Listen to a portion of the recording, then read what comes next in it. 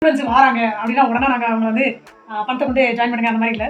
அந்த ஸ்டூடெண்ட் கிட்ட பணம் இல்லை, வேலை இல்லை, பணம் சேவிங்ஸ் அக்கௌண்ட்ல எதுவுமே கிடையாது. சரி என்னதான் பண்றீங்க? இல்லை டெய்லி அங்கே போவோம் இங்கே போவோம் 100 ரூபா 200 ரூபா அந்த மாதிரி சொல்றாங்க.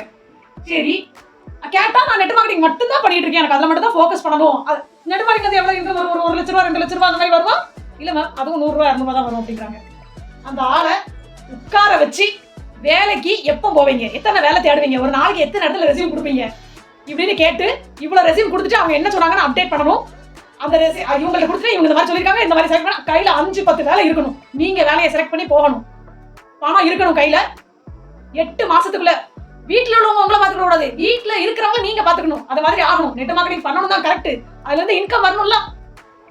சொல்றவங்க சுத்தி இருக்கிறவங்க நெட் மார்க்கெட்டிங்ல எவ்வளவோ சொல்லுவாங்க நம்மள, இருந்தும் நாம இன்கம் நம்ம சாப்பாடு நம்ம ஃபேமிலில இருக்க எல்லாம் பார்த்துக்கிட்டு நம்ம பண்றோமா அது ரொம்ப முக்கியமா கவனிக்கணும்.